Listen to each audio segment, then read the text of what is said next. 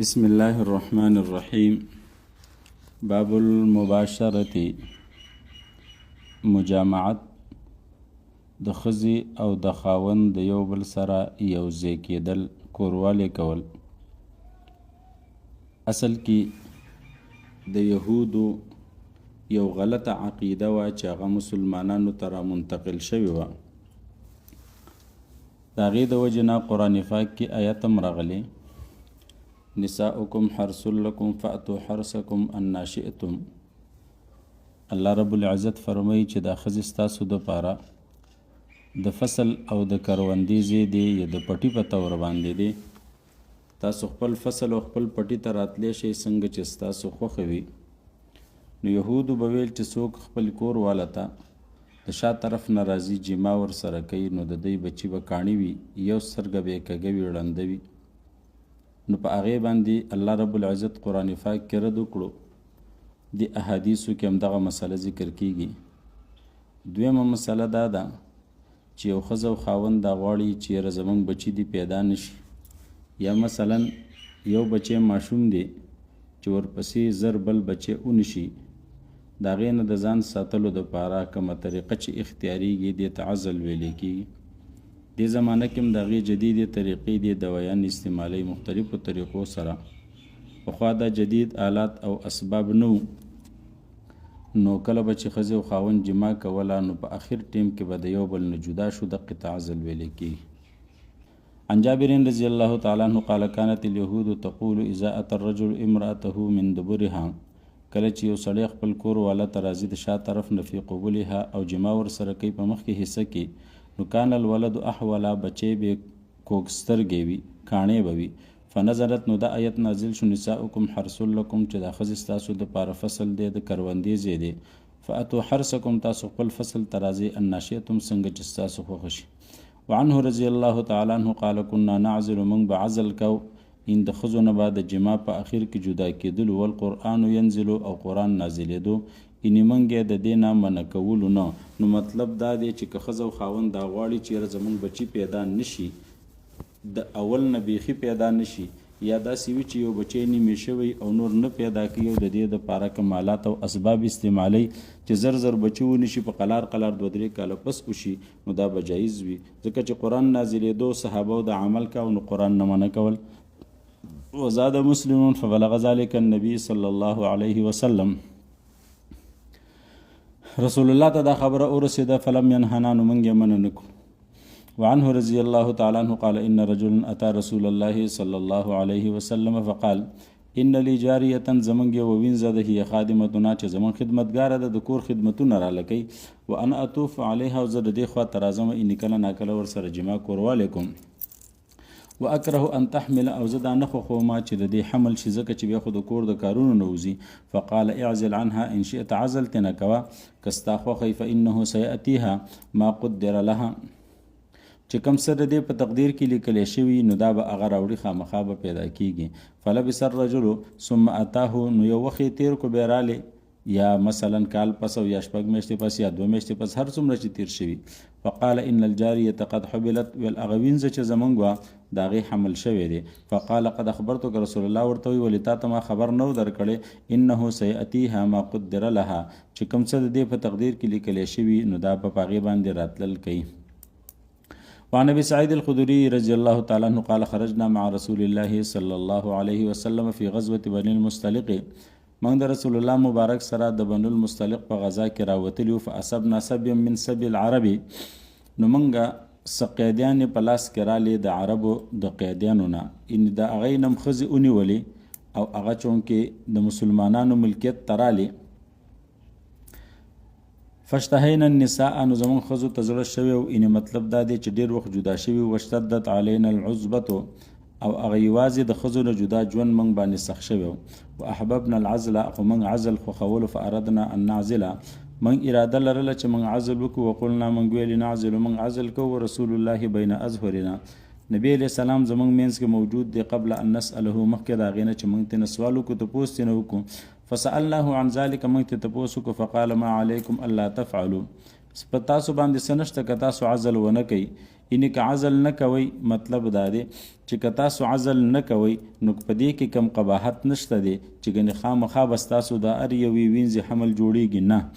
یا د الله زاید دی معنا ما علیکم ان تفعلوا که تاسو عزل وکئ ایسه در باندې نشته معنا څه ګناه نشته ما من نسمة کائنة الى یوم القیامة کوم روح چې الله رب العزت تر قیامت پورې د هغې راتلل مقرر کړي الا وهي کائنة هغه به خامخا کیږي وعنه قال سئل رسول الله عن العزل د نبی رسول الله نه تپوس وکړه شو د عزل په باره کې فقال ما من كل ما يكون الولد د دغه ټولې نطفې نه خو بچی نه جوړیږي یعنی مطلب دا دی چې معمولی قطرم لاړه شي رحم ته نو بچی ته نه جوړیږي واذا اراد الله خلق شيء ان کله چې الله اراده وکړي د پیدا کولو د یو شي لم يمنعه شيء اسو کې نشي منع کوله وعن سعد بن ابي وقاص ان رجلا جاء الى رسول الله صلى الله عليه وسلم فقال انی اعزل عن امرأتی زعزل کوم د خپل خزینه فقال له رسول الله لما تفعل ذلك تولي دا کار کې ولې عزل کې فقال الرجل اشفق عول دها چې دې کوم بچی د ماشوم زباغي خپه کېږم چې هغه نه خراب نشي اینې دا غي خیال دا او کچرته په دې ماشوم بچی پسې د دې مور دوباره حمل شي نو دې ماشوم ته به نقصان ورسیږي فقال رسول الله لو كان ذلك ضارا کچرته دې کار ضرر رسولې معنا دا ده چې یو بچی د مور په غېږه کې وي او ورپسې د بل حمل شي نو دې کې که نقصان وي نو ضر فارس او روم نو فارس او روم لو والا ته غټ نقصان رسېدلی و ځکه چې هغوی ډېر زر زر بچي راوړي وعن جزامة بن وهب قالت حضرت رسول الله صلی الله علیه وسلم فی اناس څه کسان ما سره نو په هغه جماعت کې زه رالمه د رسول الله خواته وهو یقول نبی علیہ السلام فرمایل لقد هممت ان انهى عن الغیلة ما اراده کوله قصد مې کاو چې زه د غیله نه منع وکم دا خلک منع کوم د غیلتون مطلب دا دی چې د چا ماشوم بچی وي او دا مور هغه بچی له تی ورکوي نو په دغه دوران کې د خپل ښځې سره جمان کول دې ته غیله ویلی کېږي نو زما اراده وه چې زه دا پلاران منع کمه چې ستاسو ماشومان بچي وي نو د هغوی د میندو سره تاسو جما مه کوئ چې دوباره حمل پسې نه جوړیږي فنظرت فی الروم و فارس نو ما وکتل د روم او فارس والو ته فاذا هم یغیلون اولادهم نو هغوی د اولاد په باوجودم یعنی کور والو سره یو ځای کېږي فلا یضر اولادهم بچو ته کم ضرر او تکلیف نه رسیږي ذلک د دې نه څه شی ثم سألوه عن العزل به خلکو ته د عزل په باره کې تپوس کو فقال رسول الله ذلك الوعد الخفي دام یو قسمه هغه ژوندۍ نونه خول دي په پټې طریقې سره وهي اذا الموعوده سئلت چې هغه د ژوندۍ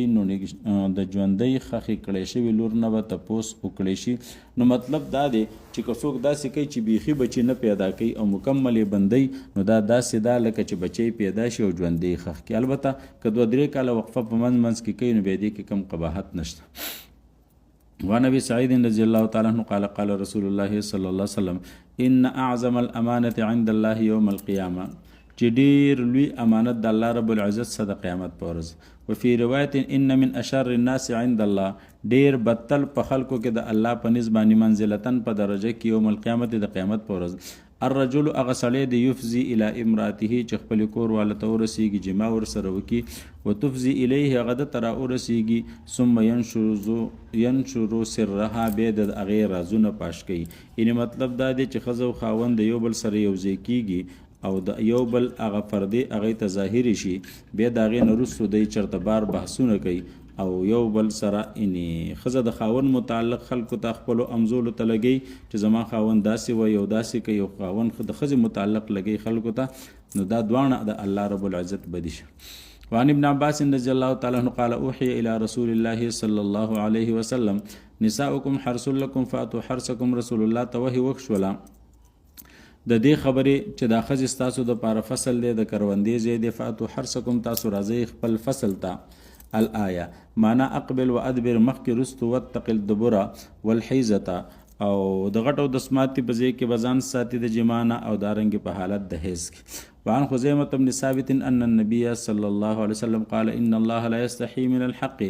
الله رب العزت د حق نه حیا نه کوي یعنی مطلب دا دی چې الله رب العزت مسائل واضحه بیانوي نو دلته په دې حدیث کې چې کومه مسله ذکر کیږي د اصل کې د الله د طرف نه لا تأتوا النساء في ادبارهن تاسو د ښځو سره په چا طرف نه لواطت مه کوئ وعن ابي هريره رضي الله تعالى عنه قال قال رسول الله صلى الله عليه وسلم ملعون من اتى امراته في دبرها په هغه سړي باندې لعنت شوی دی څوک چې خپل کور والا ته راځي په دبر کې. وعنه قال قال رسول الله ان الذي ياتي امراته في دبرها څوک چې خپل کور والا ته راځي په دبر کې لا ينظر الله الیه الله رب العزت د تنه ګوري معنا بالکل د رحمت او د شفقت نظر به ورته نه کوي.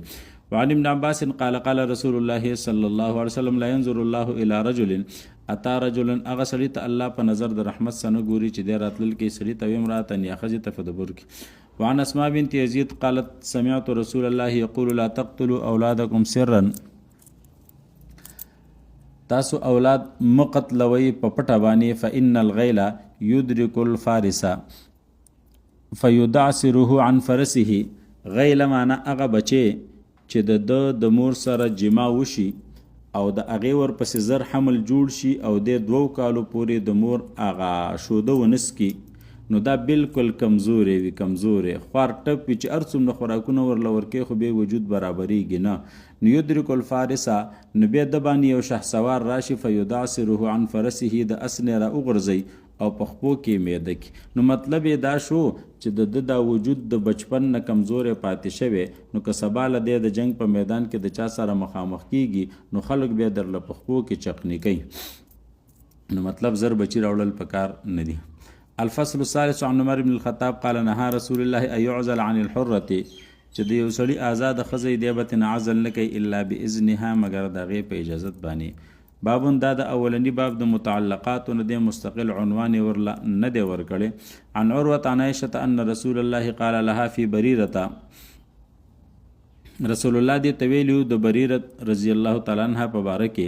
خذیها چې دا واخله فاعتقیها او آزادې کا وکانه زوجها عبدا او د دې خاوند چونو دا غلامو.